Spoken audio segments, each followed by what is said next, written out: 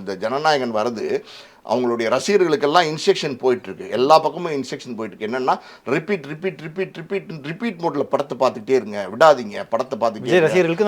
ஆமாம், மாஸ் கலெக்ஷனை கொண்டு வந்துடணும், விட்டுறக்கூடாது. இந்த படம் வந்து நம்மளுடைய தலைவரோட படம், இது கடைசி படம், இது அரசியல்லையும் விஜய் தீர்மானிக்கிற படம்.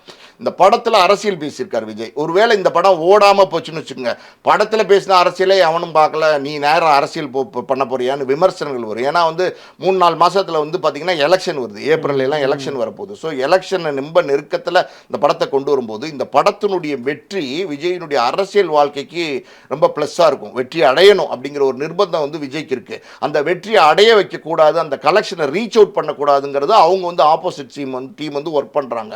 ஜனநாயகனை பொறுத்த வரைக்கும் அந்த படமும் வந்து பார்த்தீங்கன்னா சூப்பராக இருக்குது. அந்த படம் பார்த்தீங்கன்னா ஒரு மாஸ் மசாலா படம்.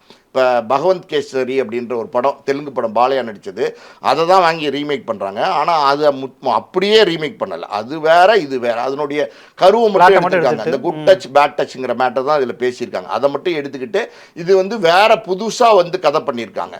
ஸோ அப்படி இருக்கும்போது இது ஒரு விஜயினுடைய ஃபைட்டு, பாட்டு, மாசு, லுக்கு, வாக்கு, பஞ்ச் டைலாக்கு, ஆக்ஷனு எல்லாமே இதில் இருக்கும். ஒரு பக்கா பேக்டு ஆக்ஷன் மசாலா படம்.